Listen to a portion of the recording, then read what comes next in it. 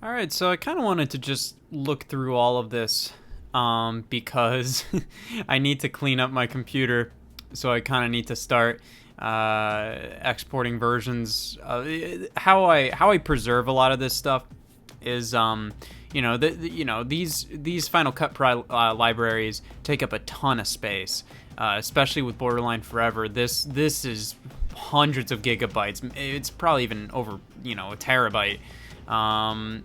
And what I do when it's time to just save up space and kind of clean up my computer is, I pretty much export different versions of the videos. So for this one, I get rid of the music. Probably not here because this is like this is a song. Over here, I'd get rid of the music so then I have a copy of this episode without background music if I need to change anything, if I want to adjust it later on, if I want to do something, and then I could probably also get rid of effects, get rid of stuff where later down the line if I need to change something about this, then I can. It's easy. Where it's just here I would probably get rid of this reflection. But this was such a stupid project in terms of just how much is going on here that I almost kind of just want to go back and just talk about all this stuff. The computer's already kind of lagging with that. So this is the... Whoops. Come on. Let's see. There we go. So that's the full... that's the full timeline. It goes down there, and then it goes up here. Of course, this is one of the only few Scott the Woz episodes where the border isn't over the entire thing. This is what it looks like when it's on top of everything.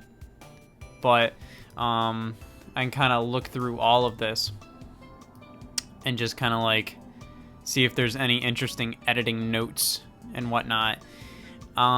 Pretty much here,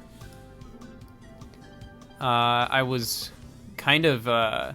I deleted something where I kind of wanted there to be a voiceover, kind of like there was in It's Awesome Baby, where the villain would be no, no, no, this isn't how it should be. It's gonna be the blue border talking, where it was just me with a disguised voice. And it would probably it was kind of something where it just I'm sick of this. It was gonna speak over space, but I thought without it, it works without it, because you just kind of see the shape kind of go over the planet there. It didn't need anything here. I just think just having space, because it just foreshadowed what was the the climax later down the line. And I kind of felt it was a little too I don't know, on the nose. It didn't need to be there. It was pretty much just gonna be voiceover just going I'm sick of this, I'm sick of this, it's been 4 years of stupid Nintendo games, blah blah blah blah blah. And I was I don't need that. But that was just... As we can see, this goes deep. Look how many different, so this was a shadow, pretty much. This was the blue border shadow. If we give it whatever, a background. Yep, there it is. So that was just there. And then when we go one clip deep, then we can see, oh, it's right here. And this is just stock footage of the Earth. But I wanted it to look just like it belongs with the rest of the space shots, because the rest of the space shots, or most of them, have this general look of space, which was done by Emily, who animated pretty much most of the, yeah, I think all of them, all of the exterior space shots of all the spaceships. And she gave me this background of space, and I was all right, so I think I'm going to just use this for all the space shots. So that meant I had to do a mask to get this Earth shot by itself, pretty much. And it came out okay. I think the Earth looks a little flat. I will be critiquing pretty much everything I possibly can about this, because I am obscenely proud about how this project came out. Of course, it's not supposed to be taken too seriously. It's a stupid video. You know, like, I feel like it looks a little flat there, so I probably would have changed that a little bit. And then we go into here. This was the first thing ever done for the video. This animation was done by Megan. And it's some of like the only main like CGI that I've really had done for the show. Mainly because this was like one of the few times where I'm kind of like, you know what, CGI works for this specifically, for what I wanted. Because most of the time I prefer stop motion and clay, mainly because when you're working with like these, you know, like projects that aren't multi-$100 million budgets or anything like that, if you're gonna do CG, like if all the spaceship shots were CGI, it would have looked stupid, because like we don't have like, you know, like any, you know, I don't have the budget to do like, you know, crazy, you know, CGI that you'd see in a $200 million production. And you can always tell with CGI, like it almost always looks like cheap.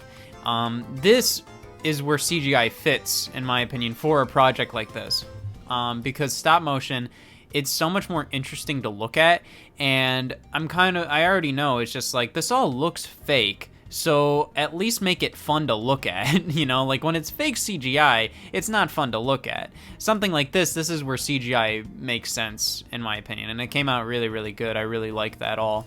I tried to keep the aesthetic similar to It's Awesome Baby, with just like how the credits and everything looked, pretty much. I originally wanted there to be credits like throughout the entire opening, like during this segment, but overall, like I kind of felt like putting credits were just like animation by blank, music by blank, blah blah blah blah blah. The only thing I really could have done was like animation by the people who did animation for these segments, which, to be fair, they also did animation later down the line. So this was done by 80, and 80 did the opening credits for You're Not an RPG Guy, and I had her do the title sequence, or at least like the Borderline Forever title right there. And then I had Emily do this. This was one of the first things that she did for me, and then she did the opening title for You're Not an RPG Guy, and then she also did the spaceship shots here. So technically speaking, I probably could have done animation by, it was for the blue border CGI, it was Megan, and then this was Emily, this was 80. And they did most of the animation throughout the rest of the thing, except Megan only did the CGI here, and then Emily did that, 80 did that, and then Emily did exterior spaceship shots, and 80 did the interior stuff. Outside of that, there was Faith, who did the dream sequence backgrounds, and then there was also all the 2D animators who did the credits. So I could have done that, but, you know, it just kind of felt like, you know, I can just have all the credits at the very end, like literally everybody possible that worked on this thing. So I just kind of decided to just keep the credits there, and then at the very end. And the original idea for this part was to have kind of like light beaming out, and I sped it up a little bit, because like if we normalize it and then we do that, whoops, let me do that. It was a little slower, so I sped it up to kind of match the stuff. Pretty much what 80 sent me was like great. But that I asked, like, hey, can you kind of give me like different layers so then I can like kind of change things a little bit, because this was you know, not as dark, and I just kind of wanted it to be a little darker.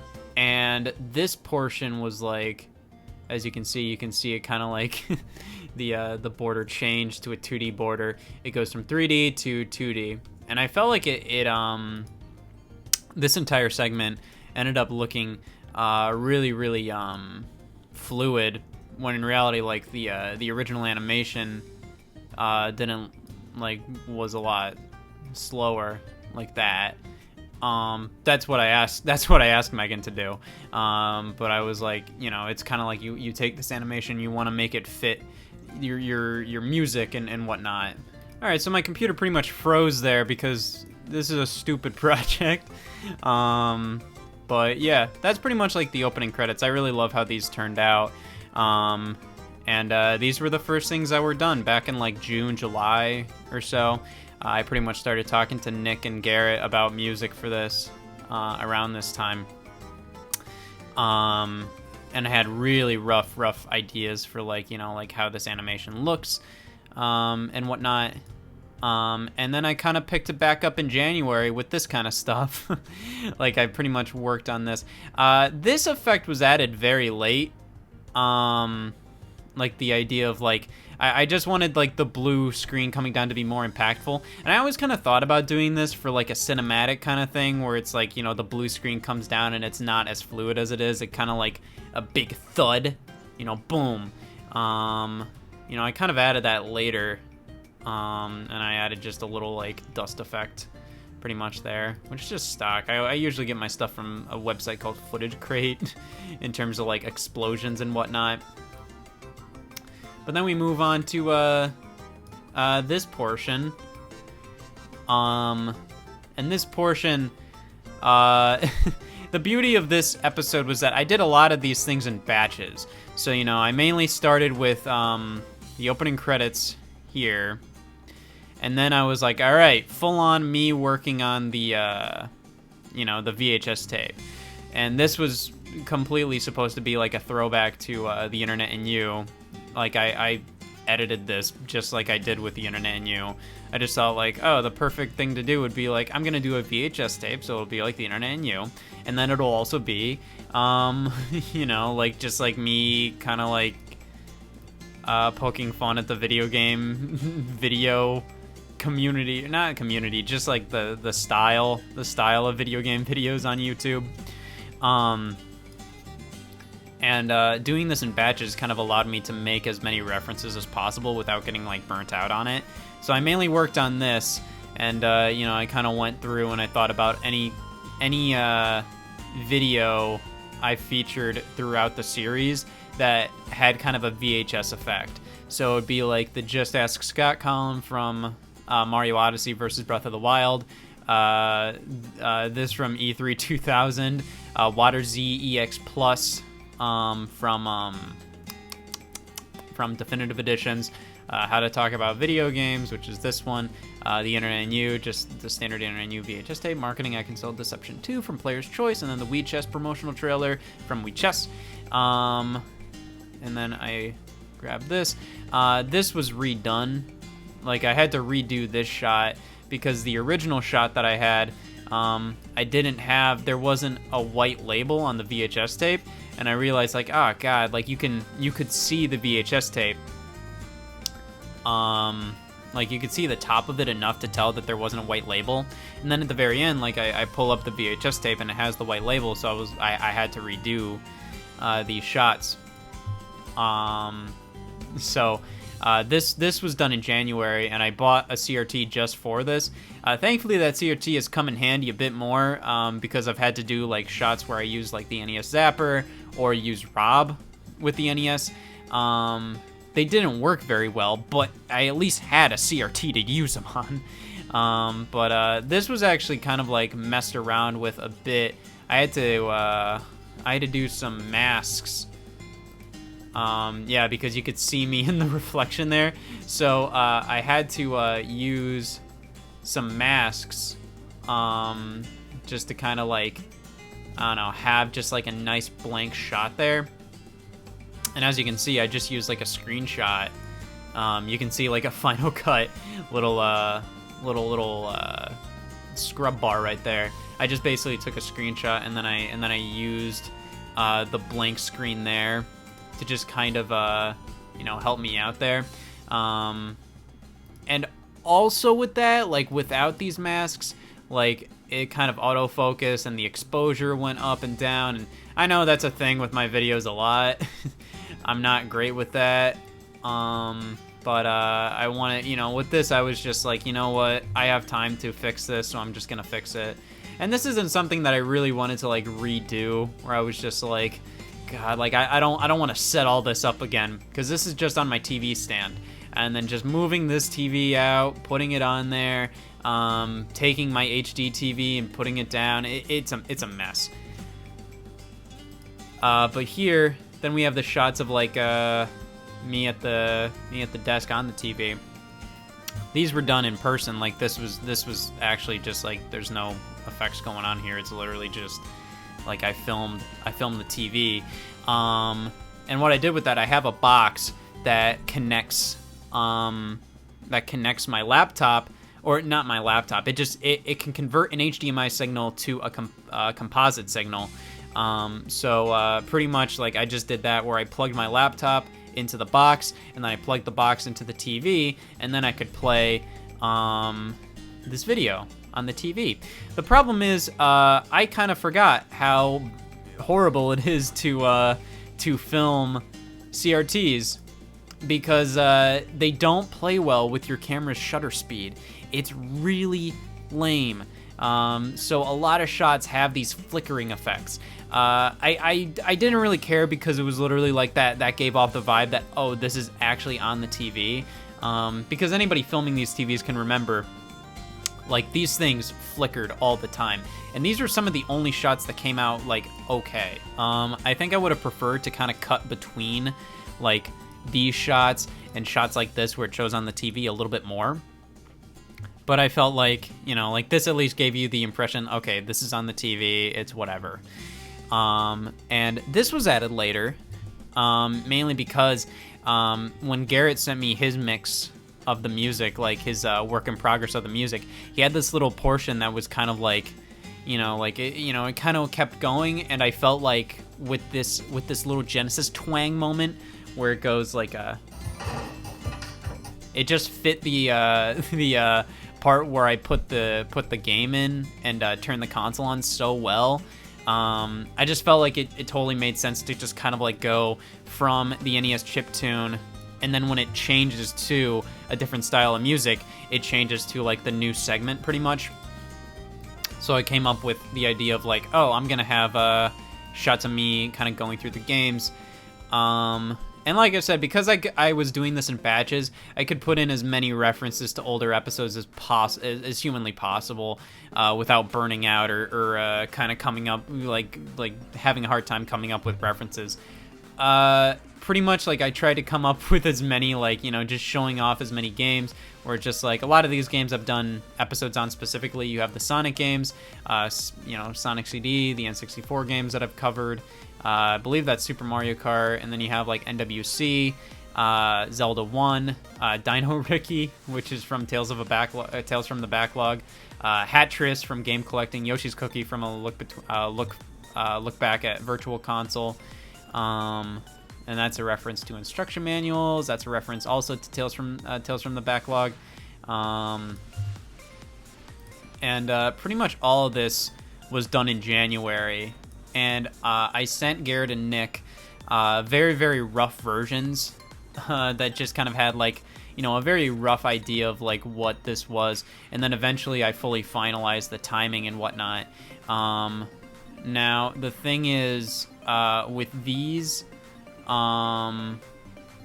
shots were done at a different time, which you might be able to tell. Like if I do that, the lighting is very different. In retrospect, I think what I should have done there was make these camera angles substantially different from the old ones. And pretty much like I just thought like, okay, I can just kind of like mess with the color as much as possible to look like these old ones. In reality, like I said, I probably would have preferred to do something where it was like more of a close-up shot of me, you know, at a different angle, maybe at like the other side of the couch. Instead of trying to mimic this as much as possible, because the lighting was pretty different there. And no matter what, this was like, I had the idea of it ending on just like that. I like that. I will say another thing that I probably would have changed a bit. Also, this is probably a good Yeah, this was done in January. This was done in April. So pretty different. But I think it came out pretty good in terms of like looking like, not being a huge difference. I think like one thing, I made the audio too quiet. Like I think I at least like at the beginning when I first appear on screen, I feel like the music drones out a little too much. I kind of made it a little too quiet there, but that's kind of like the only major thing there, and it's not even a big deal. Then this was done in like May. I think a lot of this was done very like all over the place. This was one of the last things that I did. It was just kind of like, I just didn't want to, this was during the reshoots when I had to reshoot, this portion right here. This was during that, so then I could, film, like the background right there.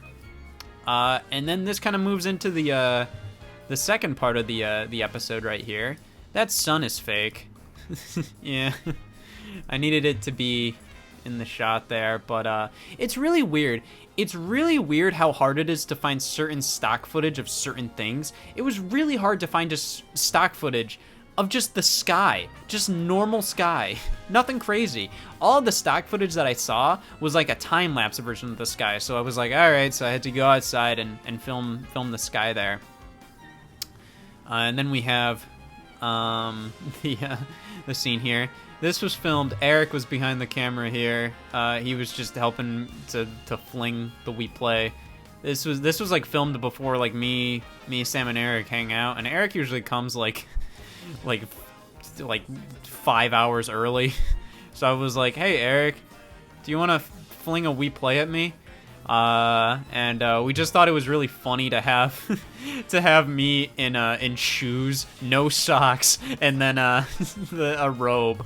But this shot with Jeff, this film, Jeff is kind of like my go-to like extra guy. Where like I was like, hey Jeff, I need a paperboy for this scene. Do you just want to play a paperboy?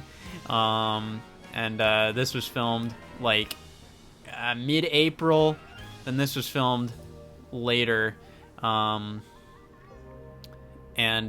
this was ADR right here. I'm pretty sure you could probably tell. Correct. That's pretty obvious, but it did the job. Probably if I do this, you could probably tell like how. Correct. Yeah, it didn't come out that badly, but I did. Correct. Yeah, did a little better there. Then these were some of the other, like, right alongside the opening credits. These were some of the first things that I filmed in April. The opening credits were mostly filmed in January, and then these were some of the first shots that I did, pretty much all here. And then, this was hell. And then also just for, like, very, very, small details, I made sure there was like sound effects of like the calculator. But I doubt you can even hear it. Whoops. Get out of here. And yeah, this is the stupid Nintendo games portion where it just kind of goes over. These are really fun to figure out because it's like, okay, how do I figure this out? Where it's just like there's like the piano moment here, and I was just like, oh, I can end on Devil's Third. So there's another reference. And a lot of these I wanted to just kind of like make them look a little more cinematic. So there's like some lighting effects at play here where it just makes it look a little more cinematic. This shot was a bitch. This is without this, I had the dreaded line problem that you get if you film with certain lighting conditions, which it's really hard to avoid that in my apartment right now because like like it's a tight space, and like I can't like the color of the walls doesn't help, the amount of lights I have, like I can't have like my filming lights in every single space. So when I filmed this, I was like, okay, this is perfect, and I don't want to refilm this. But but the problem is the as you can see, there's these lines that appear during weird lighting conditions. So what I did was I had this freeze frame, and then I had to mask each and every shot to just make it not noticeable. And then on top of that, I added another lighting effect, I think. Let me see. No, I didn't. But it was pretty, it wasn't that noticeable. And then this one was this part was just about, it was pretty simple, really. It was just taking the one Player's Choice title. This was pretty simple. It was just kind of taken. I think I might have photoshopped these out instead of doing masks or something. But yeah, this was just, it came out pretty good for just being the exact same Player's Choice label repeated over and over and over again. And then this is pretty much, I tried to get a reference to a lot of the games that I've talked about. You see, there's Red Dead 2 on Game Boy Advance, and that's a reference to the Cross Generation games episode. Virtual Boy, N64, all that stuff. And then this shot right here, the fade-in was a very late addition, because originally, if my computer also doesn't freeze there it goes. I just had it do this, and I pause here, and I was like, okay, all this works good, but the problem is I paused there, so I kind of need there to be more stuff going on. Then this was like pretty much an entire couple hours in one night. For the Tinder thing, I had to download Tinder and make a burner account, then just swipe on a bunch of stuff, get the animation down for like how the swiping should be, and then I made this animation of Gubble and Barrel Blast. And then I re-exported it, put it on my phone, and then what I'm doing here is I'm pretending I'm touching the screen when I'm not. Like I'm basically holding my finger right above the screen, and I'm just getting the timing down. And this did take a couple of tries, and this is what I did here. Like I just made a burner account as a girl, like it just like pretty much Glenda Siete from the Tinder episode, and then I basically just of course you match with somebody pretty quickly, and I pretty much sent this person all these, and then they messaged me like while I was spamming them with this, just saying okay.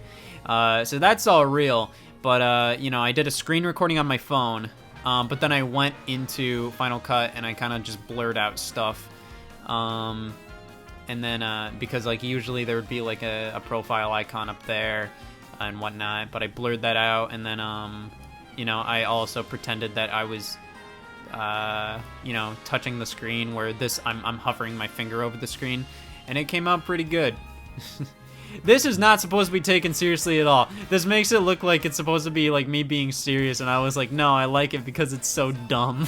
It's like, yeah, I like that, and I like, those shots. This one was a very tricky one to get right, because it looks a little, it ended up looking a little rocky, I guess, right there. Like, yeah.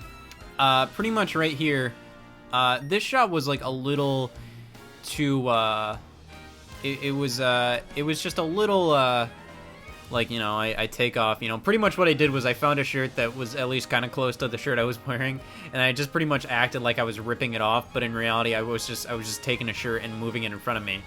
The intention was to make it look like I'm ripping it off. But, I pretty much just bring it up, and then I go into the guy game outfit. But it was a little too, like, boom, boom, boom. I needed more of a fluid nature to it. So I pretty much took basically photoshopped this version of the shirt, and I animated it between these like 4 frames. just to make it a bit of a more fluid kind of experience there. And then I used this background because this was the background I used for the Wii game Spaceship. Pretty much like all those walls, I photoshopped all my Wii games, pretty much a bunch of my Wii games together for this giant wall of Wii games. And a lot of these shots, I just didn't know what to put behind me. I was just like, all right, I'm going to put these Wii games behind me because, like, nobody knows where these belong at this moment, So nobody knows these are just the same. This is the same photo used for the wallpaper in the Wii game Spaceship. So I'm just going to use these. I originally had this idea to kind of have the putting the games into the beat of the music, or the during the big hits of the music. I had the idea to make this portion, this stuff happen during the opening credits, during the during like the how to talk about video game section. But I decided like it made more sense for Stupid Nintendo Games because I wanted that to be a part of the reprise. I wanted it to be like this big section where like you have this huge grid of the videos of me putting the games into the consoles, and then it zooms out to the Earth. And I thought, well, since that's during a reprise of Stupid Nintendo Games, it makes more sense to do this during Stupid Nintendo Games. And just putting all these games in, I did this all at once, and it was a mess. Like, it was just so much work to just do all of this, because I had to do it all at once. And it can be really hard, specifically putting the NES games into the top loader, and specifically the original NES. It's really tricky. At least with the GameCube, I could just, bam, do that. And I tried to use games that I've featured in episodes before to make them as much of a, to include as many references as possible. And this obviously took a while just because that's a lot of videos going at once. And then this was a bunch of different clips. This is supposed to be kind of like, this is supposed to kind of represent confetti, I guess. And as you can see here, it's just me flinging a bunch of Wii games in front of the green screen right there. Came out okay. Then we have this one. There was a couple of shots where I hit the Wii game and I didn't know where it went. It's Madden 09 there. I think might be a little hard to catch really quick. But yeah, then we have the Geist and pack and roll shots. I had to go to Party City specifically just to get like kind of like something that was supposed to be like a fine dining plate and cover. And then this was stupid right here. This was me pretty much. This was me running to Kohl's, and then it was a really windy day. It was really windy around where I live, and you can even see like the camera kind of move. This is just me doing this, and my hat flew off during this, and I ran through the parking lot with my hat and this on, and basketball shorts.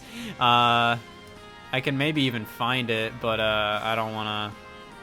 This project's about to crumble with how much stuff is going on here.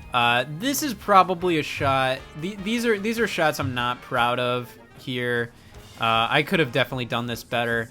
As you can see, it fades in and out pretty. This was during the era. This was like a week before the episode was finished, and I was just ready to finish it. Like, I was just like, I'm ready to just finish this up.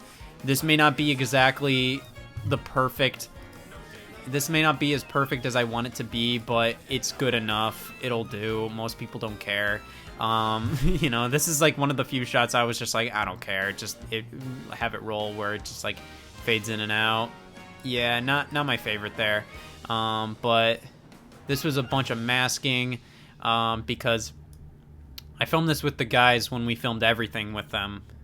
And pretty much I needed to just record myself just, closing and shutting the door a bunch.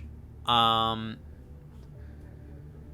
I did these shots by myself, where I'm closing and shutting the door. And all these shots with the other guys are done, were done weeks beforehand. And then I pretty much and pretty much like I had it kind of like do this because like I needed there to be like some extra space, so I was just like, okay, it kind of fits with me shutting the door, so it just kind of like boom, da da da da da da. I got a lot of mileage out of these shots of the Wii games. These were I did these early on just to have shots during Might as well, but I thought like, oh, this kind of fits during this too. There's a lot of scenes that include like multiples of the games, and that just fries your video editor. I knew that I didn't have a lot of Wii shots, so I decided to use a Wii Mini just to make it easier, because like you get that more impactful slam with the disc drive. And then I've seen nobody mention this reference. This is a reference to the Internet and You, putting the Dig Vital cartridge into an N64. That was in the Internet and You. This was a case where I didn't know what else to put here, so I put Picross. Then we had a bunch of other shots here. And I know this is like a Game Boy sound right here, but I had footage of me turning on the NES, and I just thought it was just this perfect lineup. And then we have all of the shots all in one. You will see some repeating ones, but whatever. It's fine. This right here, the review portion, you know, the review portion, I will maintain this was one of the biggest time sinks for Borderline Forever, is just getting this review portion done. And I wanted to do a review portion that was just talking about Nintendo games in general, because it was just something that I just really, you know, like, you know, to act like, you know, to not have a review portion in the 200th episode of Scott the Woz, I felt like that was so necessary, because like that's what the show is about. If it didn't have the review portion, it's just like, you know, it's just like you need to have the review portion there. And I felt like, you know what, I'm gonna make this something that if you don't like the skits, if you don't like the more story, you know, in quotes, driven episodes of Scott the Woz, there's at least something for you here. I do think it went on a little long. I think I probably could have cut it by a couple minutes. But, and I even thought that while I was editing it, but I just thought, it's the 200th episode, it's already going to be long as hell, let's do this. In actuality, I had to redo the audio for this, because my original audio included so many plosives, where, you know, that's where when you're recording on a microphone, and you use, you know, this mostly happens with P sounds, but puh, puh, puh, you kind of get this, this blowout on the mic, you know, it kind of blows out whenever you use a P sound. So, and I just kind of thought after I recorded, I was like, all right, I'm happy with how I recorded this. But, you know, like you know, this is just something where like, okay, I know there's some plosives here, I can figure it out. So I had this recorded for like a solid month. But then, you know, afterwards, you know, when I was about to finalize the review portion, you know, I pretty much, you know, had this all done, but then the audio was messed up. The audio had too many plosives. And I just thought, okay, well, I'm just going to go here later down the line, and I'm just going to re-record the parts that need to be re-recorded. The problem is, pretty much so many audio clips had to be re-recorded that I just thought, I'm just going to re-record the entire damn thing. I don't want to go through this entire audio section and be like, okay, this part's good, this part's good, this part needs to be redone, this part needs to be redone, that one's good, that one's good, that one needs redone, that one needs redone, because, you know, like, I almost need to record the entire thing at that point, because even if I wanted to redo certain parts, I'm kind of like, okay, so the best case scenario would be to just get all the parts, write them all down, and then record them all in one go. But then, you know, like, I need the context of the last line half the time, or just how I said the last line. You know, like, I need the context of how I said this line to ensure that I get this line right and whatnot. And, you know, like, it just would have been, it was honestly way quicker to just redo the entire review section's audio, than to just go and cherry pick the ones that I need to redo. But for this review section, the editing was so intense. Like, I just tried to make sure as much of it was, like, as high quality as I could have humanly possibly made it. Or I just tried to make it so then, like, oh, there's, like, cool, like, animations and whatnot, where it's just, like, you know, you have stuff like, and, you know, as many good shots as I could possibly get. So much of this was so much damn work. It was so much more work than a standard Scott the Woz episode, because like so much of this was just like going for like the highest quality thing I could possibly make. And you know, just simple stuff like this took a couple of tries to just kind of make it so then it transforms from the Japanese Panel de Pon to the North American Tetris Attack. And then these Family Feud segments, I forgot how in game show games, that was still a lot of work, because like I had to try to just match them up properly and just, you know, get the timing as good as possible. I forgot, and I was still like, hey, let me do more of that in Borderline Forever. It was stupid. And then this was kind of, you know, I think here I used some crossfades to just kind of like adjust the timing, whatnot. And then for a major Scott the Woz episode, you gotta have the time card, the time card gag. And then these green screen shots were done pretty later on. The green screen shots came out pretty good. Like this looks pretty good for my green screen quality. And you know, I wanted to make these as like detailed as humanly possible. Just stuff like this is like I think looks pretty good. And then you know, this kind of thing still takes like a good like hour or two just to get like perfectly, where it's just like, okay, so I have to match, you know, I have to get a bunch of SNES games and put them all together, and then distort the footage to go at an angle, and then get this green screen good.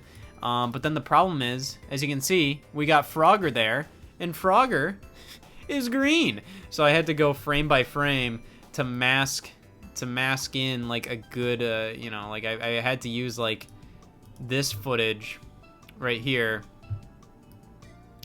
that was not apparently there's like some does that show up in the final?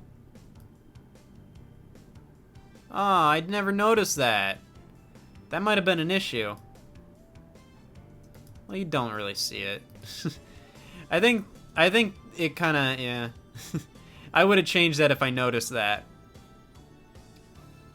But yeah, you can see the green screen. I don't know how that happens with masking for me. A lot of times I mask stuff.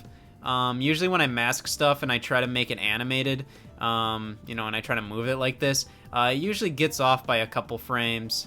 Or, you know, like, I think you can see, like, I tried to change it a bit, where, like, there was a couple of shots where, like, you know, it was getting ahead of it, but then I was like, nope, go down. It was getting ahead of it, nope, go down. Go, you know. But thankfully, because of the background, I think it, you know, you just don't notice it. But I think what made this entire section, it's just so many different games. Just so many different games from all types. And then just having like shots like that, just trying to make as many shots as complicated as I could possibly make them, because it was the 200th episode. Like I wanted this to be like a really good review segment as well, and then just flipping these back and forth. It came out okay. That, you know, I think that could have been a little better, but then just a lot of, just even something like this, just showing all the Mario Party games and having them animate like this. Like it took a while. This took a while too, just to get all the Smash Brothers games lined up properly. That was pretty lame. This was another really bad one where it's just like, you know, I had to mask out this garbage looking like shadow, because it looks really bad. It looked really bad, just having like the shadow. So I had to I masked that out, and my computer might freeze again. I'm back. never mind. It's it's messing up again. There it goes. Okay. But yeah, just masking out stuff to just make it look better. This was just a simple mask effect, but I think it came out pretty okay. As you can see, this was just to like my bedroom. Yeah, this was just from my bedroom, and just putting this in from the I believe Value Pack Games episode. But yeah, just a simple mask effect worked pretty good for that. And just getting shots of the consoles, making them as good as possible. The Game Boy part, oh my god. I wanted to represent the Game Boy as authentically as possible, so that included like having the, you know, the pea green style there. So, you know, that involved pretty much having like, oh, this was another one where like, you know, as you can see, I'm not gonna show it, but just masking out the dark shadows and whatnot. You know, sometimes I choose to just fix something with editing rather than actually like just refilming it. Honestly, sometimes it's way better to just refilm it. Like that was a huge waste of time. But you know, I just wanted to make the Game Boy shots as good as possible. And then also just incorporating as much visual flair as I could. But even stuff like this I think is like pretty good, where it just you know, you go from the cartridge to the actual box art, which I think was a pretty good visual thing there. And then just having the DuckTales NES go to DuckTales Game Boy. And usually speaking, for most episodes, what I would do if I have to have something that's normally of a different screen size, so something like a Game Boy or Game Boy Advance game, I would usually take the general this thing that I have. Let me see, border. So I usually put this in there, and then I put, you know, like the footage in there, and then I'll usually just you know, whatever size the footage is, I usually just resize this. The problem is like this, you know, it ends up looking distorted. So pretty much I decided to actually just go in there and make non-distorted versions of this for Borderline Forever to just make it better. This was there we go. I like that shot. That looked quite good. And just stuff like this, you know, like stuff like this isn't hard, but it just takes time. That's the main thing. It's just a huge time sink. None of this is hard. Like, this is completely doable by most people if you know how to use editing software.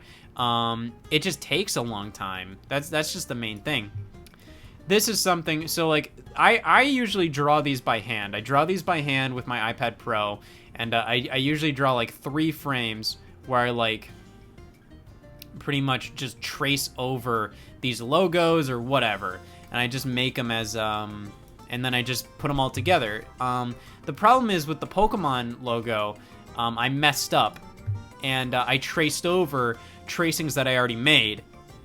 And I just thought this was another situation where I was like, screw it, like I've already sunk too much time into this thing. So like all these other, you know, like the Game Boy, the timeline, the discontinued text, all this looks how I want it to. The Pokemon thing looks like it's just kind of flashing. This all looks how I want it to, where it's kind of like, you know, it's kind of like fidgeting a little bit. The Pokemon one, as you can see, the frame's kind of like, it just kind of blinks. And that's not what I wanted. Like, I wanted it to be like the Game Boy logo, where it just kind of like, you know, it's kind of wiggling a bit. This isn't what I wanted, but you know, I was like, at that point I was just like, I don't want to do more of this. They're just kind of fading into the Game Boy Color there. And just having all these layers, like I said, not difficult. It's just really time consuming. That's the main thing. All this is really time consuming. And I just wanted to make sure I got as many little details right, where like this Game Boy Advance template that I had didn't have the light on. So I was like, okay, well, I have to put the light on. I have to Photoshop out the light, and I have to put it there. And just stuff like this. Even filming this, I was just like, I'm just gonna hold these by strings. Nightmare. Absolute nightmare. stupid. This, like, the Game Boy Advance barely worked. Like, it kept on falling, or it didn't show the front or anything. And it was stupid. It was really lame. I realized Donkey Kong Country might not be moving there. I might have not moved Donkey Kong Country, and I might not have animated that enough. So yeah, most of this, like, this is where most of the time went. Because the thing is, like, this, like I said, not difficult. The game review sections of Scott the Woz episodes are not difficult. They're just really time-consuming. This was another one of the last shots done for the review portion.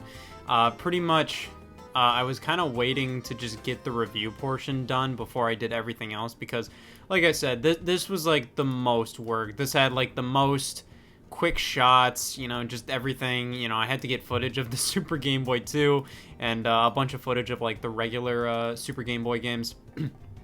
And one thing that I usually do is just, you know, take into consideration games that I might need footage of later down the line, which is why I got footage of the original Street Fighter 2 on Game Boy, because I was like, well, you know, based on, like, just, you know, future reference, you know, just, like, plans I have for the future, like, oh, I might need footage of that soon. And a lot of these shots were done later. You can probably tell, like, the lighting and stuff is a little different compared to, like, you know, like, these shots over here. This, you know, most of this stuff was done at a later date. But this is kind of where I was getting a little like, alright, I'm just going to use footage from the Game Boy player. I'm not going to try to make a Game Boy Advance template. Everybody knows, you know, it's just like, it got to that point. And then we just have all these games coming forward and just going between all these different games. There were some games that I was like, oh yeah, I don't have footage of that. Like, I didn't have footage of Wave Race in 1080, so I had to quickly get some footage of that. And this was near the final stretch. This is when I was like, all right, like, it's time to finish. There's only like a couple scenes left, but I still tried to make it as in-depth as possible, like with this shot right here. In retrospect, I would have liked to add like some popping sound effects or something like that right there, but you know, just never, it just wasn't necessary at this point.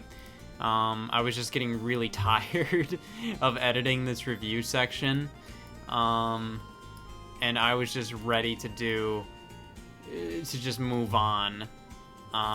So at this point, you know, like, there's not nearly as many like crazy interesting like edits, you know. It's still good. It's still like pretty in depth, but comparative to like how it started out, you just have a lot more like crazy stuff going on, pretty much. Then by the time we get to the DS, 3DS era, things start to be slowing down. There was originally a scene about the original Drawn to Life, but I cut that because I was just like, all right, we get the idea. We're moving on to the 3DS. That was a green screen shot, and then we move on to pretty much the final part of the thing. Of course, these were green screen shots, and I think they came out pretty good. Like, it's not as like necessarily noticeable that they are green screen shots, but you know, just like looking at the scale, you can definitely tell. In this scene right here, that was actually a cut joke from Nintendo Switch 4 years in, and I repurposed it for this episode. And I was also talking about Paper Mario the Origami King with that joke. So I was originally talking about Paper Mario the Origami King, and I hit the disappoint fans button. And then that's kind of a reference to like the Mario Tennis Ultra Smash episode with like how Toadette was like Grover Cleveland. And this was another weird green screen shot. Of course, like when I'm doing this by myself, sometimes green screen shots are the easiest to do for like, oh, I want this to be out of focus, and then boom. Because, you know, like, if I have to hold this stuff in front of the camera, having to focus, make it, okay, so we have to focus in on this, and when I lift that down, then it has to focus on that really quickly. And honestly, I was just like, nah, let's just do hold Sega Master System in front with green screen, and then, you know, do like a Gaussian blur effect here, and then fade that out. And these were some of the last shots that I did for the review portion. And then this was like, I had to learn an audio effect. I opened up Logic Pro for the first time. There's a very simple audio effect you can do where you just, you can slow it down like a record is being taken off of the, you're stopping a record pretty much. And I learned how to do that with that, and it was a really fun effect to learn to do. And then this was when we learned about the blue border. And right here, I added a very subtle drop shadow once, like, we start talking about the blue border. Just to kind of make it feel like something slightly different. I did a similar thing in the Mario Tennis episode, where right when, like, I'm like, oh, what game am I going to talk about next? There's this very, very, very slight vignette that kind of fades in, mainly because I wanted the lighting to just change a little bit to be like, uh-oh, something's happening. So I did a similar thing here where it's just like, yeah, you can see very, very small drop shadow was added there. Originally, I was planning for there to be like a POV shot around here just showing the blue border, but I chose against it. And this entire thing, this was a mess. Just finding screenshots from every episode. And yes, every single episode, all 199 episodes before this, like, I printed off pictures of them for this. I think because of this photo album, there may be reason to argue that every episode there's a reference to it shown in this episode. Of course, I don't flip through every single page, but this covers a lot of the episodes, and I don't know. There might be. I haven't really tested that theory yet. But I originally had kind of a rough cut for Nick to compose to, mainly because I was like, hey, listen, like, here's a rough cut for you to compose to, but if you want to do more stuff with this, like if you want to like make it a little more your speed, do your own thing, you can, because I have a bunch of different shots of these pages pretty much, so I could just have this go on forever pretty much. Apparently I had different shots that I was doing here. So that was the original rough cut without the music. This is what I sent Nick pretty much. Just this stuff muted, because that's how it mostly works. And then he kind of sent me that where it plays Breakout. So I was like, all right, well, I'm gonna time these shots to it. Yeah. So then we move on to here. This is where I got rid of the drop shadow, apparently. The drop shadow wasn't after this part. This was done by Emily. Midway, like, through editing, I was just like, man, I really want there to be an actual, like, set for the Think Barrel. Because, like, at the end of Chibi Robo Ziplash, Jerry was pretty much like, yeah, I'm gonna start my own business. Call it the Think Barrel. So I gave her, like, a really, really rough concept of just, like, hey, have a building and then have, like, a sign, neon sign. And I said, like, maybe make it a barrel if you want to. So she made it a barrel, and it looks awesome. So that's just a miniature set right there, with a little fake car. It's just more cool to look at. Like, stuff like this is just really fun to look at. And then this was, this was obviously modeled after the original Therapist's Office from Amiibo Festival and Mario Tennis Ultra Smash.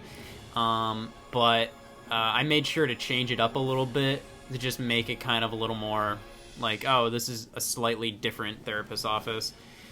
But these shots are pretty much look the same. Of course, you can kind of see, like, the wallpaper and stuff. This is all in my living room. These shots are always done in my living room, where I basically just move all my furniture around, and then I just put all this wallpaper up on the wall. And then we can see there's some slight rain sound effects. And I always download APM music, and it's always labeled as SpongeBob music, but this is just production music. Like it wasn't composed specifically for that show. It's production music. And And there is some, lighting effects and stuff I used here where I kind of had it. So then the light kind of is shining on Jerry's head. I might have overdone it in a couple of scenes, but I just felt like it kind of made the entire episode look a little more, give it a little more depth, I think. And for these scenes, specifically with the scenes of me filming Justin, I decided to use 2 cameras just to get like multiple camera angles, and that just helps so much. It just helps so much because this way, like, I don't have to worry about, like, oh, did this shot come out good? Well, if it doesn't, then I have another camera on him and it's up close, and it just helps it just helps everything a lot more. It just makes it look a lot better, more interesting. And I also used production music here, but originally the potential would have been to have Nick compose music pretty much starting here pretty much, but he didn't have time, so he pretty much only was able to do the scenes when the border gets bigger, pretty much, in my mind. And these similarly, like, I had 2 cameras set up just so then, like, it would be easier for us to just film stuff. And for this episode, I wanted to have just more camera angles instead. Like, sometimes it would just be like, oh, this would be the one shot, and this would be the other shot. Boom, boom. It would just flip between these. These ones, I wanted there to be more stuff going on, where, like, oh, Justin was up close here, but this was back, and yeah. Somebody said randomly, like, oh my god, I can't believe you bought a CAT scanner. It's a Photoshop. This is actually my kitchen. Or, like, this is in my kitchen. But, there was a closet like the one in my bedroom in the kitchen. So, I just decided to take a picture of that. Because my bedroom was just filled with garbage. My bedroom's pretty much filled with, like, a surplus of props and stuff. And that is a PUBG frying pan, because that was the only rubber frying pan that I could find online, and it's the same one we used for the Virtual Boy episode, which is obvious because that episode was right before this one. And I cut to black here because it just looked really awkward. You know what? Now that I'm looking at it, it's not that bad. It could have been a lot worse. Let me see. Yeah, the problem was, like, I went down too slowly. So I just kind of wanted it to be like, I feel safe. Boom, just kind of black out right there. Instead, if I would have done that, it just looks kind of slow and awkward. And then here we have the dream sequence. And I love how this came out. So the background was done by Faith. Emily basically pointed me in the direction of both Faith and 80. And around late April, early May, I contacted Faith about, like, I just kind of noticed, from her portfolio that she did, like, kind of like, some abstract-esque stuff like this with clay, and I was like, boom, alright, this is what I want. I want it to be kind of like this red, weird thing, where this is my brain. Yeah, there was a lot of different, like, I think there's a vignette on me. Yeah, there's a vignette on me to just kind of give me a bit more shading, I guess. Then there's, like, darkened it a bit, and at the ground there. And I think this looks quite good. I think I probably would have preferred... I think, like, my one biggest, like, problem with this area is just the sound. I wish I kind of made that a little better. But I think it came out pretty good. I think I mainly did most of the dream sequence stuff in a day. So, like, this was kind of just, like, a day of work for me. It was, like, pretty much all this stuff. Just kind of making the videos flow right. And then here, yeah. So when it goes to the new border, this is the season 1 border. This is the border used for season 1. So it was fun to bring that back. But this is where Nick's music started there. And then we have the blue version. And then pretty much here, I think, okay, another thing I would have done a little differently is probably put a little more of a pause here, I guess, because it goes a little too quickly between me going like, only threes? Geist? It goes a little too quickly between that. But yeah, then we have like the that come down as it usually does in the episodes. This was fun to do. So yeah, this was and as you can see, I put some masks and stuff there. Pretty much this is just a green screen, and then I put green paper over here, and I put a little hole in there that I could just rip through. And this came out pretty much exactly how I wanted it to. Of course, without these, there was some slight things that appeared that, yeah, so like that was a little off. Right there you could see like the back, like my office walls. And then, yeah, there's just some other stuff there. With these here. Why does that look weird now? It looks a little, that's not supposed to look like that. There, that's... Why do these look weird? But yeah, with everything together, I think that came out really good. That was pretty much exactly how I wanted it to be. Just me basically escaping from like the blue end screen of the videos. And then we move into the closing in portion.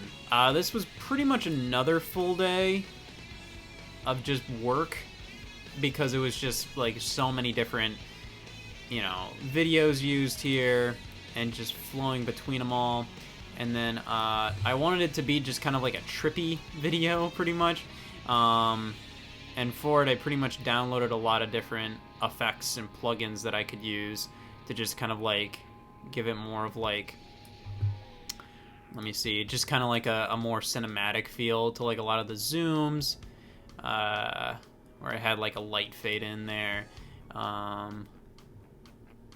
And Garrett, I sent Garrett the version, you know, the music, the video I was editing, and he kind of like edited in some effects to just kind of help the song go even more so with the visuals going on there.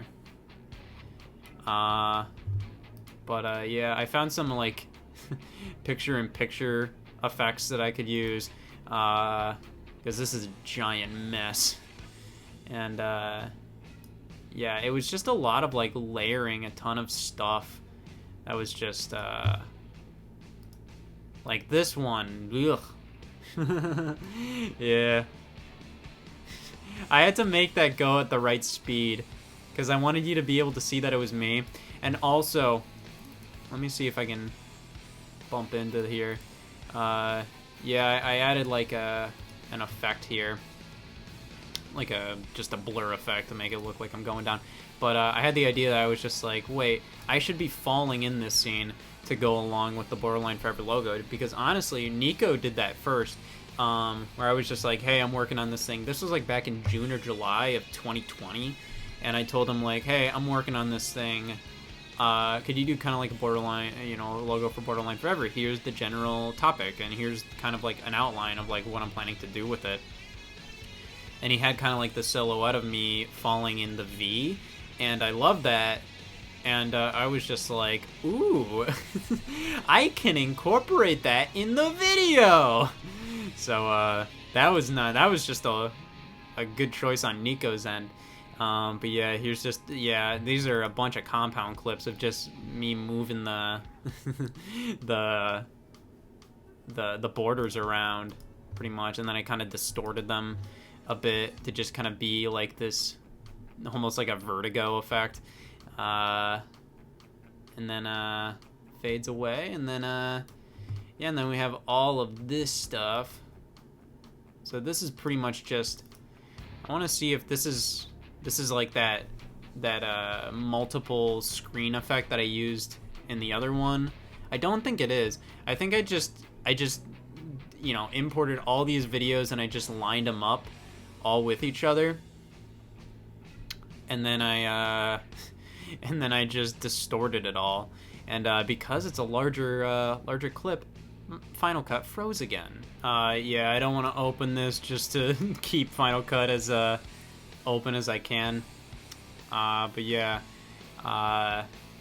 this was a lot of random visuals here. A lot of this stuff I didn't really know what to put, so I just kind of went for abstract stuff. And then it cuts back to this. These shots were all done in the bedroom. As you can see with this, I played around with the idea of like keying out this area, like putting a black square over here and then keying it out. But Eric's head was kind of like a little too next to that to make that viable. Like everybody's heads were a little too around there. And I only put black there just to make it obvious that it, or not, just not make it as obvious that it was my apartment.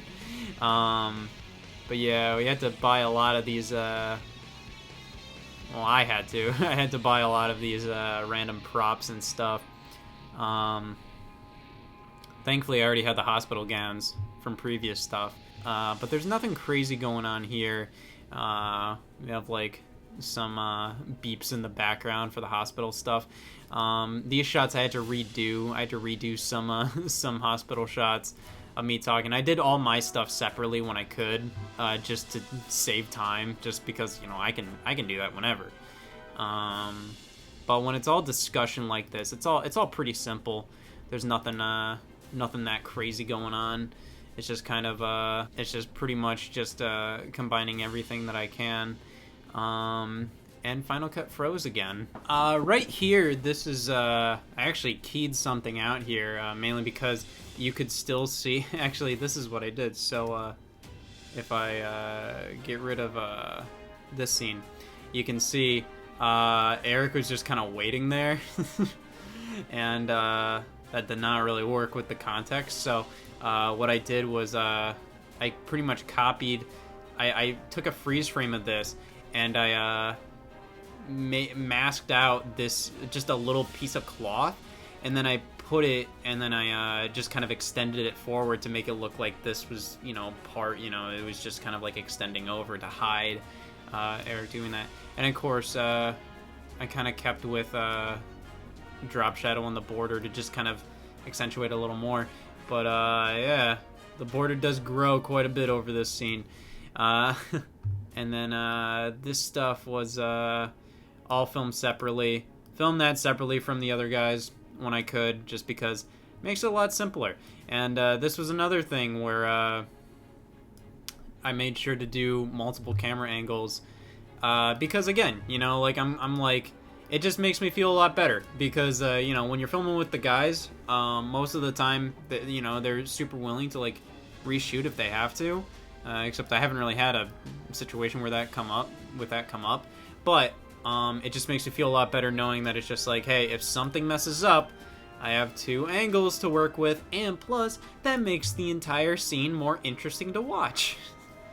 So yeah, as you can see, I named this one Scott Solo, because like this was all done by me separately, and then everybody's shots, like I just filmed,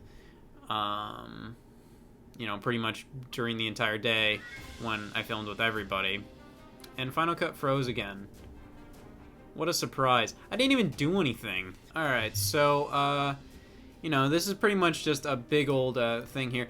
I wanted to make sure there was more, like, longer lines that I had to do, because what I do a lot more with Scott the Woz now is I cut between lines, but that's because it matches the flow way better.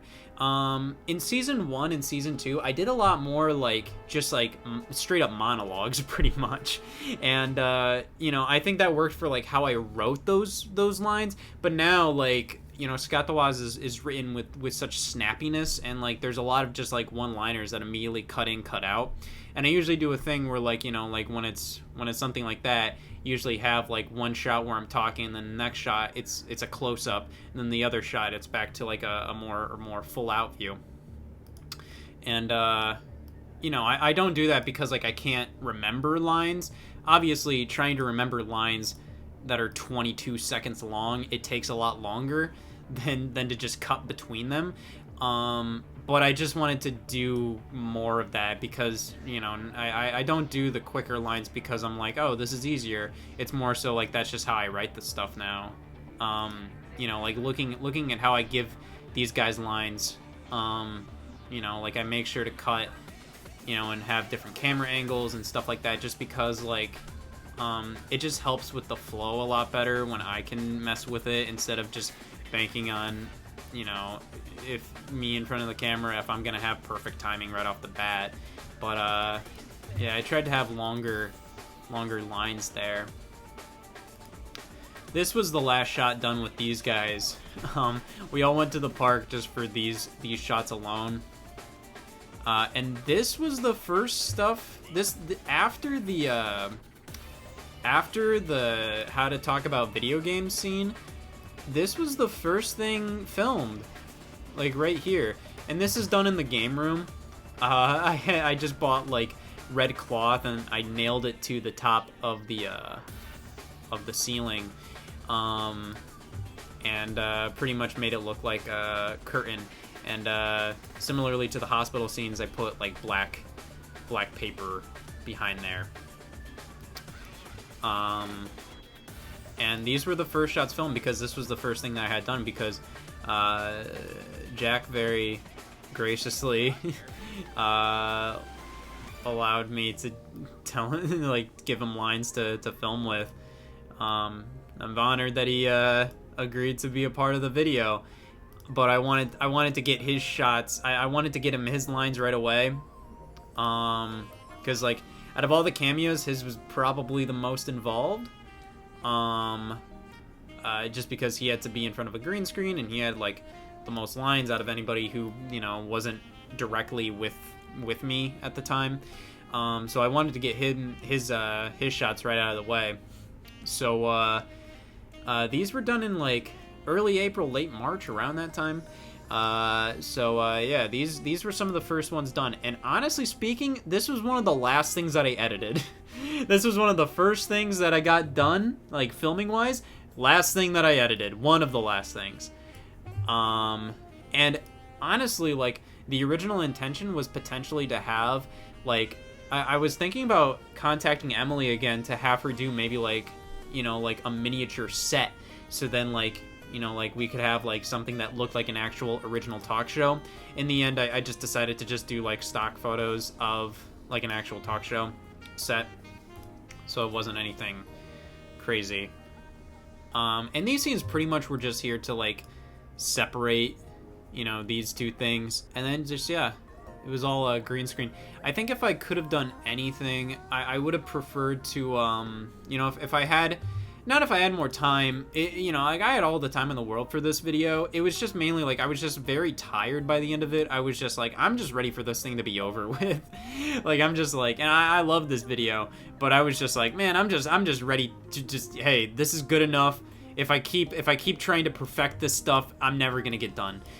So I was thinking about potentially having like redoing shots that are close-ups of my face. I would just film them by myself.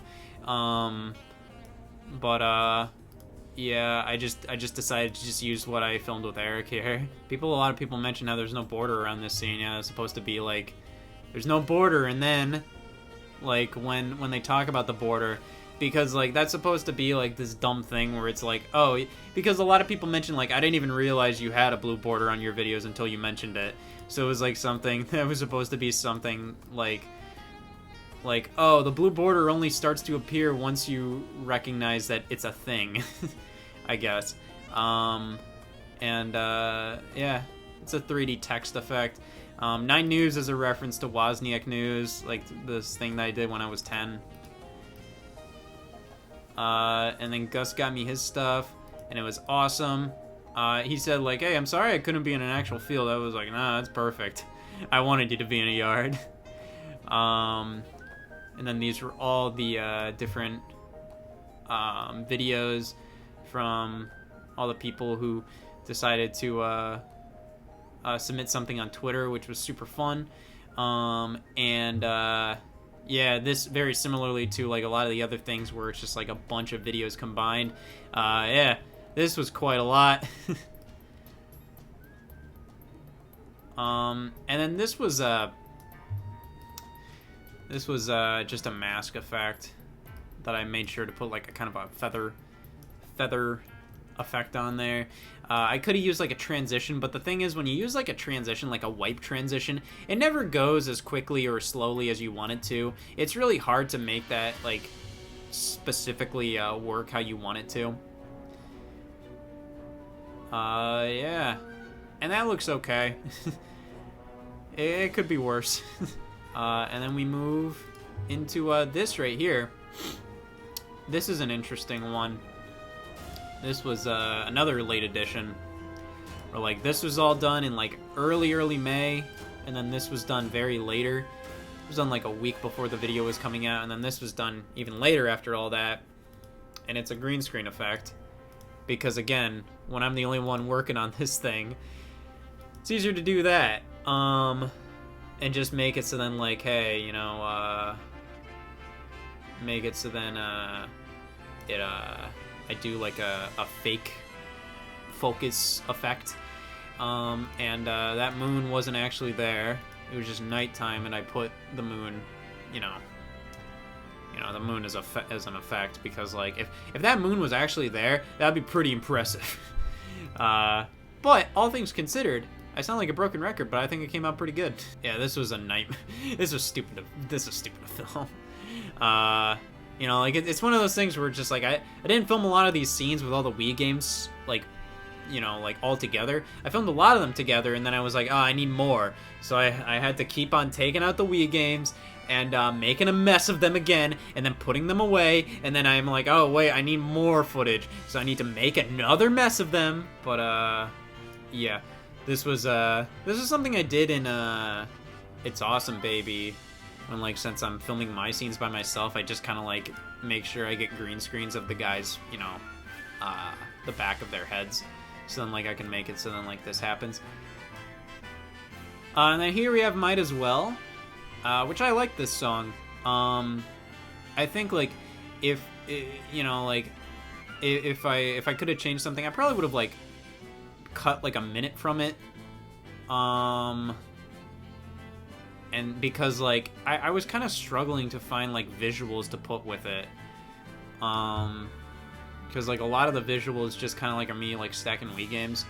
I was just struggling to find a lot of, like, use for it. That's why I did the, like, 1940s, like, war, whatever, like, newsreel, like, style.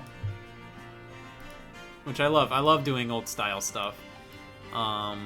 So I was just like, I'll just do that. I think with the amount, you know, like, it's one of the longer songs.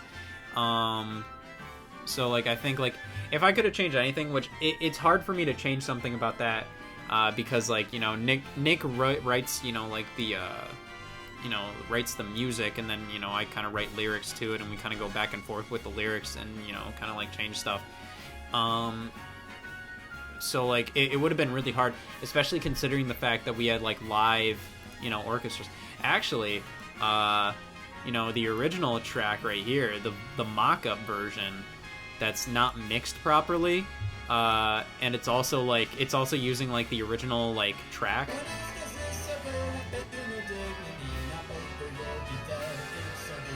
That might have been, I don't know, let me see. I don't know, I I think this is using some original instruments, but it's also using some digital ones, and then this is just the final full version. But it's just a vocal mock-up where it helped me just line up stuff, so then like pretty much when the master was done, I could just drag and drop that in, no problem. This shot was done when I was just like when I was about to just get rid of all these Wii games, because I bought all these Wii games just to put them in the video. And I stacked them all up, and I was just like, yeah, there we go. I can get one more shot out of this. And the thing with this, I lost my Apple Pencil during this. I found it, but like right when I was like, all right, I want to do a sketch of this thing, and then we'll cut to like the actual thing. I used my Apple Pencil with my iPad, and I lost it during this. I couldn't find it, so I had to do this with my finger. So it did the job. And this is a location that I actually just took a picture of. Because like I said, it's hard to find stock photos when it's very specific like this. And then we have these scenes. So 3 cameras were being used at the same time. As you can see, 1, 2, 3. These are all different camera angles and different shots and stuff.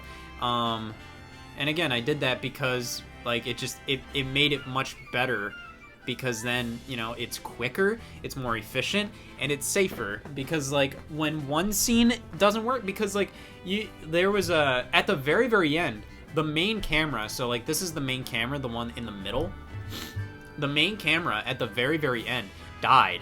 Like, so the last 2 scenes, the last 2 like basically lines, you know, I couldn't use this shot, but I could use these 2, and it was perfect. I did a lot of like lens flare type lighting, mainly because I just wanted it to look very space-like. This was an effect done by Emily, and then I overlapped that here, and like a shadow, and then this was me. You can tell because it looks worse. And then this was a very interesting effect. So you might be able to see what I did here. So, pretty much, this was, I emptied Pepto-Bismol in front of the green screen, and then I flipped the footage upside down to make it look like it was coming out of the bottle and it was freezing in the air. And then when you combine that with the lighting effects that I added, and the shakiness, I think it looked pretty good.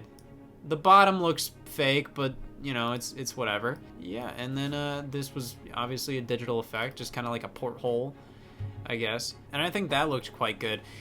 Pretty much just putting that over, adding a little drop shadow. One of the things that really made this super complicated was the sounds. Just how many sound effects needed to be added here. It was like it gets crazy just how many sound effects are used here. And then this right here, it took a while for me to find just like kind of like an air looking effect that could kind of double for this.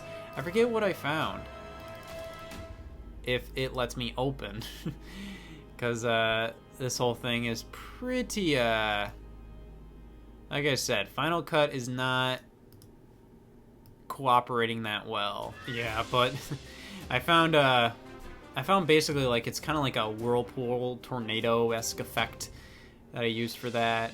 And then what I used for this was basically just like leaves flying across, and I just blurred them like crazy to just kind of give them like the effect that, like, I don't know, just the particles throughout the air. I had to use multiple different shots of him. This was one of the first shots that I got from him from Cameo. You know, like, he was wearing a hat and a different shirt in a different location than, like, you know, like any of the other cameos I got from him. So I put his voice to this shot of him that kind of fits a little better, and I had it just kind of like, you know, just come in like that, just so then I could kind of make it look like you know, like he was talking with this shirt on when he was really talking with this shirt on. But yeah, this was him actually saying, Oh, Scott. You'll pay for this. 4! but you know, the problem is he wasn't wearing that shirt in any of the other shots. And then this was a different shot too, but I zoomed in enough where like it didn't really matter. It didn't really matter at all. And just like the amount of just stuff that you have to just like, you know, like opening this up.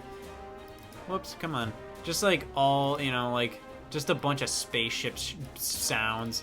You know, we go in here. These are all the all the layers of laser gun sounds that you have to do for this. It's just a lot. And then we move on to the Green Bay Packers, which is me in a white morph suit. So the thing with this is, I originally had the idea of like, oh, we'll do, you know, we'll have like a bunch of our friends in Green Bay Packers uniforms fight us. And then I had the idea of using dummies, and I just thought that was way funnier. But the problem is like, oh, what are we gonna do when they come in? Because the dummies were all like, they were just like white, whatever. They had white faces and white arms, and then just you know, like, you know, white flesh colored arms or hands. And then I was like, oh wait, I have that morph suit that I bought, that white morph suit that I bought, that I used for the Matanoid mech, and it's awesome, baby. I'm gonna cut the hands off of it, so then these are flesh colored, and then boom. Of course, these are all these uniforms are children's sizes because they're Halloween costumes. So that wasn't fun. But yeah, this was pretty much just me in front of a blue screen, just because the Green Bay Packers obviously have a lot of green in them. So I used a blue screen, pretty much. And yeah, it was pretty much just doubling up on those. And it came out okay. And then this shot was the only pickup shot I did for the Wii game Spaceship. Pretty much, I did this entire, you know, like we filmed at this entire set, and everything looked pretty good, except for this shot where it was just me talking. The original shot that we did just didn't look that good, so I was like, you know what, before I take all this stuff down, because this was all done in my living room, I just thought, I'm just gonna redo this shot myself. And to make the Pepto-Bismol sword look a bit better, I made sure to had a lens flare to it the entire time. Yeah, so we have a lens flare. We have a lens flare, and then all the Green Bay Packers. And then this was another one where, you know, like I prefer, you know, editing, you know, like a fight scene like this to music. So I pretty much gave Nick like a basic idea as to like, I just showed him like the clips, and I was just like, hey, just you know, write music to it, do whatever you want. And as we can see, the audio is just all over the place, just to get, oh my god, like it's look how much stuff there is. NASA space sounds throughout this entire ordeal. But yeah, there's a bunch of audio and stuff to this entire thing.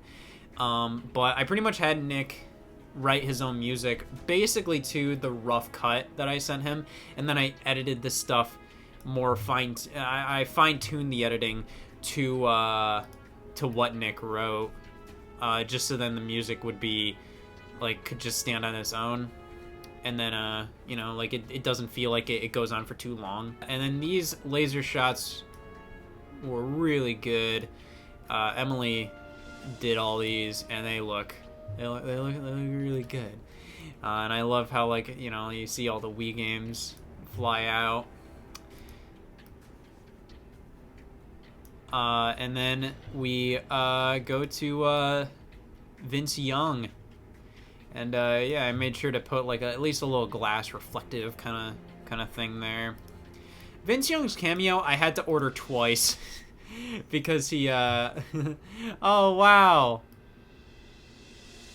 I didn't even know there's a cameo watermark. I didn't even see it. I don't think anybody saw it. It is something that you just don't see. But yeah, the Cameo watermark appeared, and I didn't even realize that. It's stupid. I could have even, like, it's so easy to just remove, because I could have just easily just put a white square over that. And then moving into the blue border, this stuff was pretty intense.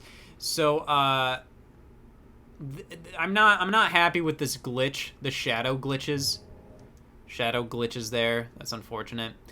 But this is all tin foil that I painted blue and I filmed on my own. So this is all just like filmed tin foil, and then I just painted more tin foil, and I made that kind of like the, you know, like whatever, like the stuff in the foreground. Mainly because I put the stuff in the foreground mainly because we did not have a lot of space to work with for the green screen shots. So what we had to do was we had to do our green screen shots in batches. So we did like 3 of us in one batch and then 3 of us in another batch.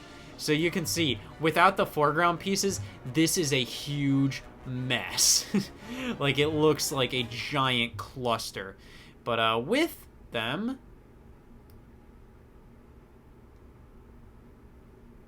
they look okay. They look a little weird.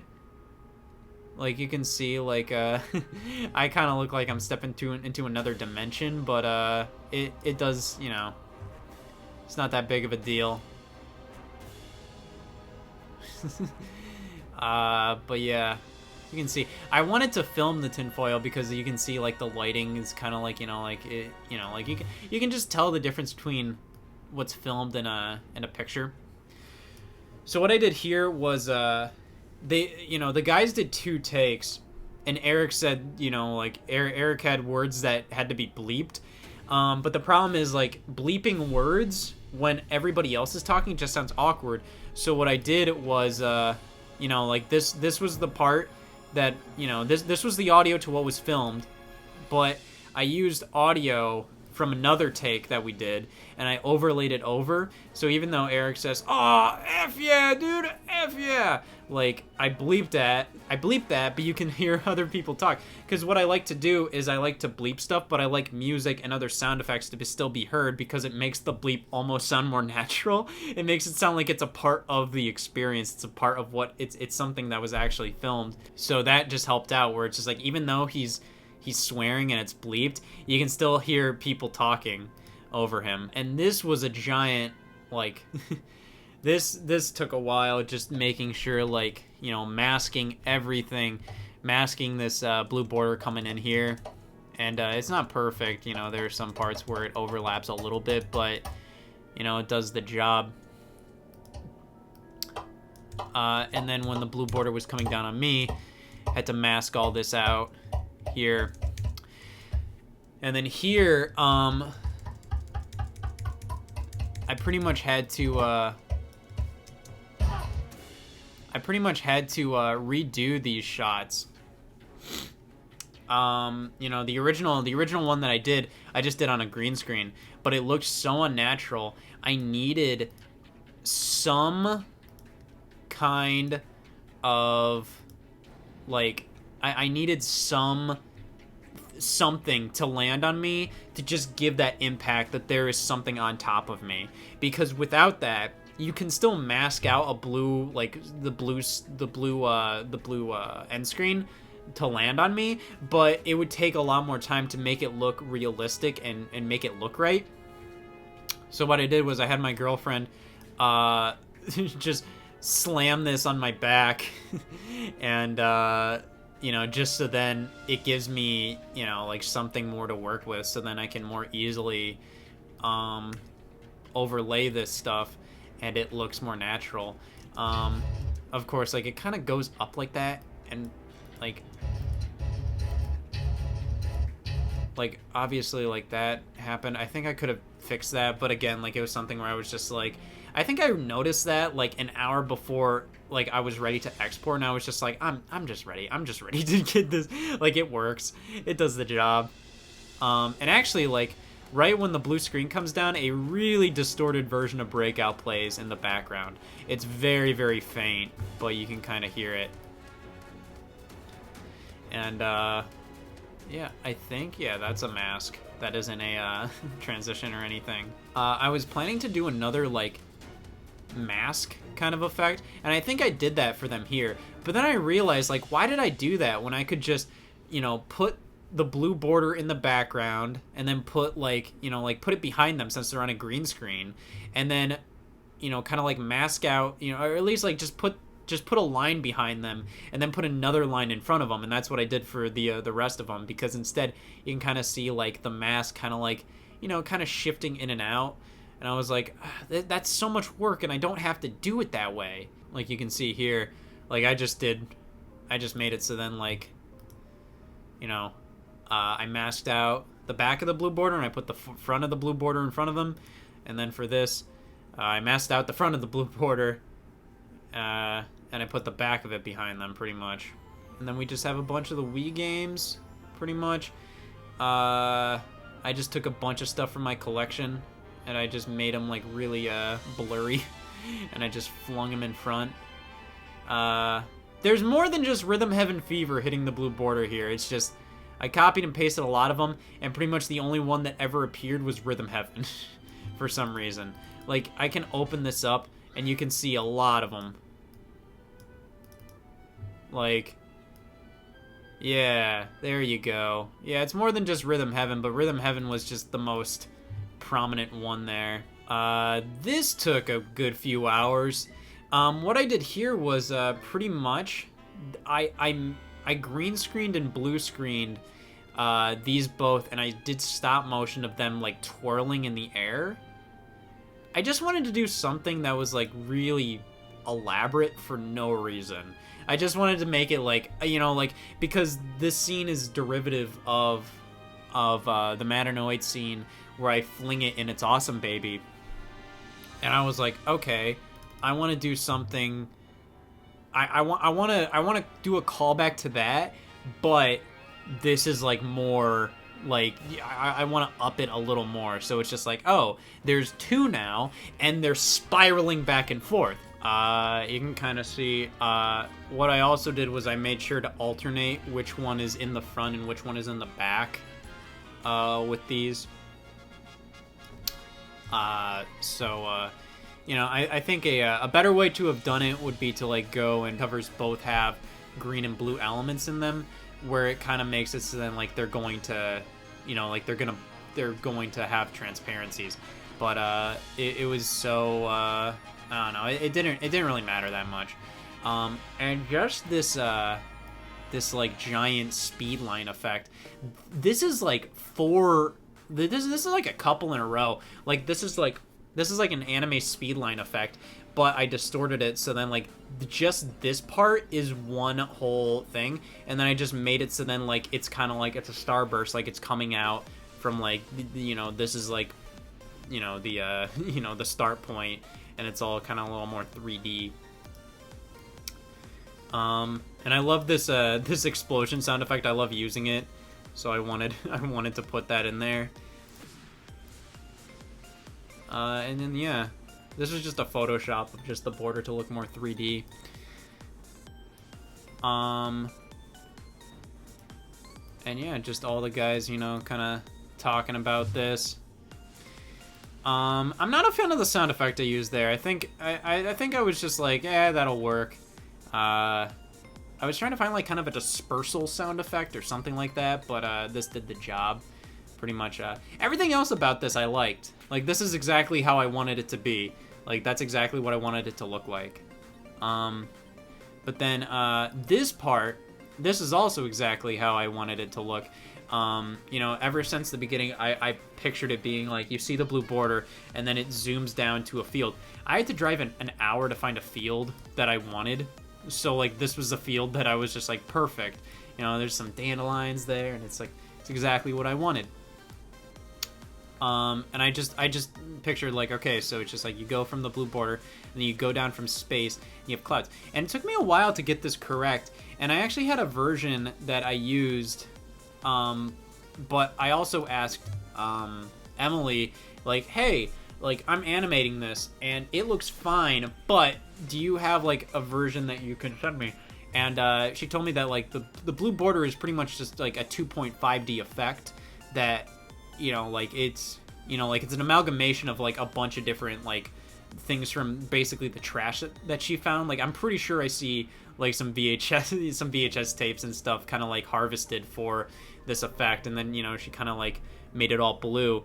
But when you like see it like this, like it looks 3D, but you can see like this part is a layer, and she just kind of like brings that up, and then this part is a layer, and then this part is a layer, and the way she like animated that to make it look like like it's kind of like going kind of like has kind of a 3D-ish look to it. And then I basically sent out a call for YouTubers to send me like green screen cameos of them just waking up in a field. So we have Rocco and Kevin and John from Spawnwave, and I just basically wanted this to be like a just another thing from like just kind of bringing it back from like the start with a bunch of YouTubers. But yeah, this was all filmed by me, and then this was kind of a callback to the not the internet, It's Awesome Baby, where like I fall into the green goo, or like into the lab with the green goo, just falling into the boom. And I had the idea, I was just like, I want to just spit out blood, like it's kind of like, like I just fell into a pool, and then I come up and I spit up water. I really wanted to spit up blood. This was the first time that I used Kool-Aid. Red Kool-Aid as blood, and it works very well. It's very good for spitting. But yeah, I did that. I pretty much filmed that directly after I filmed these scenes, because again, it is very hard sometimes to find very specific stock footage. I just wanted a nice flowery field, nothing else. And any flowery field that I found, it was like these weird like panning shots of a flowery field. It wasn't like just like a still shot like I wanted, and I didn't want like and even like pictures. I couldn't find pictures of exactly what I wanted, so I drove around for an hour and I found like a nice area in the country that was kind of like this. And this is another simple like edit. Pretty much like I made it so then, because like the original take I think Joe either came in Joe came in a little too late. So like when I wake up, so I kind of wanted it to be like, oh, I get up and around this time obviously Joe comes in. So the original take, he kind of came in like this right after that.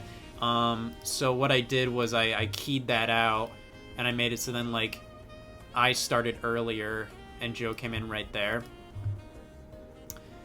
It's fun to do stupid things. Here's another goof. Boom. I got cut off there. I'm surprised with how good the green screen came out here. It's still obviously green screen, but for green screen, I think it came out pretty good. Like, it looks a lot better than it could have. And I think I'm mainly surprised because, like, when I looked at it's very overexposed here. Like, that's a problem with, like, filming filming with all these guys and having kind of, like, a time constraint with, like, when you can film and trying to get everything done in one go. It's just, like, you have problems like this where it's just, like, yeah, I'm super overexposed there. And I was worried about how that would come out on the green screen, because like even the green isn't that prominent there, but I dicked around with the settings and it came out pretty good.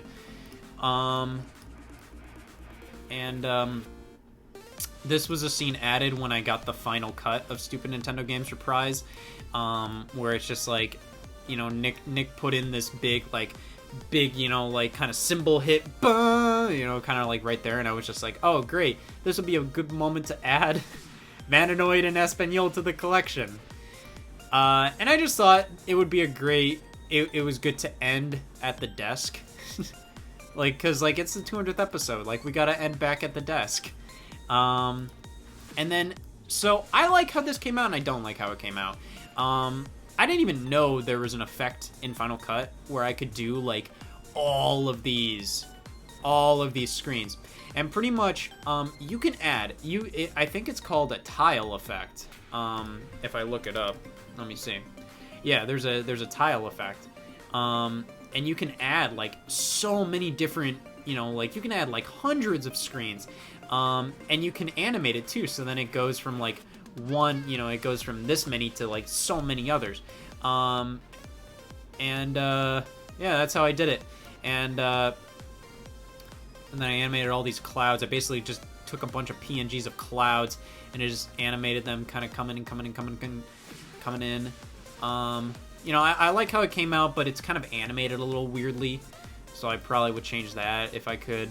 And then, yeah. So, yeah, this was another one that was originally going to be like an animation by me where I was just going to take a PNG of the border and I was just going to zoom out. But then I was just like, hey, Emily, can you basically send me a better version? And she went above and beyond. She even did, like, this whole, like, you know, like, going into hyperdrive effect, pretty much. I didn't even need that. I was just like, hey, can you just, you know, film the border, or as in, like, animate the border, kind of like just zooming out a little more. Unfortunately, it was a little too short for how long Stupid Nintendo Game Surprise was. I'm sure if I asked Emily, she would have made a longer version, but I just pretty much, like, slowed it down here. But, again, it came out okay. And then we have the credits. And then this was basically just, like, me just scribbling in Photoshop. I pretty much just made, like, you know, selected all the letters in Borderline Forever, and I just scribbled all over it on a green background. So you can see, you know, right there. And then, yeah. And then I just did Borderline Forever, and then yeah, all these animations were done by amazing animators who were super fun to work with, and it gave the credits a fun little feel. And then other than that, it's pretty much that's pretty much all there. But if we want to go a little even deeper, you can see all these projects that were done. This is pretty much just so then, because you saw how many times Final Cut basically, you know, stopped working. Like, you know, like when you're working with such a massive project, it's really hard to just get everything working, like, at the same time. Just get everything to just be, you know, run fluidly and be exactly what you need it to be. So a good way to avoid that is to just kind of like divvy up scenes via different projects, where you know, I open up this is just, I called this part 2. This is pretty much part 2 of, like, nearing the end. So this is pretty much everything from, like, when, like, the team meeting to Might As Well. And then part 3 is pretty much the everything from you know, the rocket ship to the very end, and it's 17 minutes. Yeah, this was the original version right here. So this was without all the Stupid Nintendo Games stuff, and then pretty much, yeah, goes in. Yeah, so that was the original version. I think everything up until, like, zooming out and stuff, that zooming out looked okay, and then when it stopped, not my finest hour. And yeah, like even like the green screens of all the Wii games I did on its own project, pretty much. And here you can probably even see the original version of the intro, where you can probably see, yep, that's a little different. That was a little different.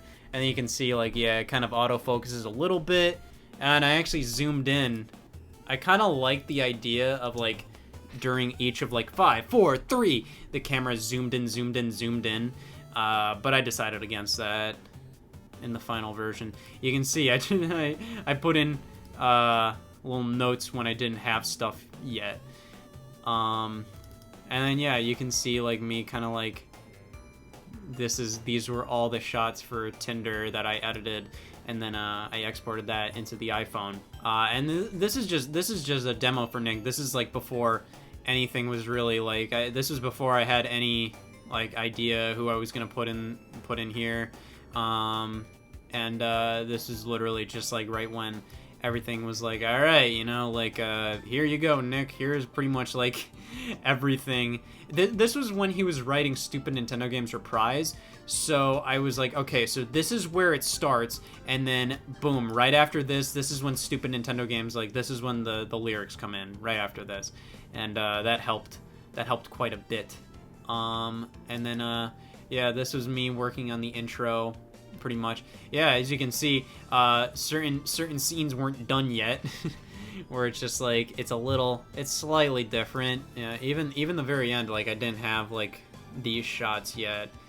And then we also have deleted scenes. I kind of keep all the deleted scenes that I can. Just have Dominic on the floor, and then there's even a tripod that's just in the way there. Here we have the rough review, which this is unfinished, and this has the takes that have too many plosives in it.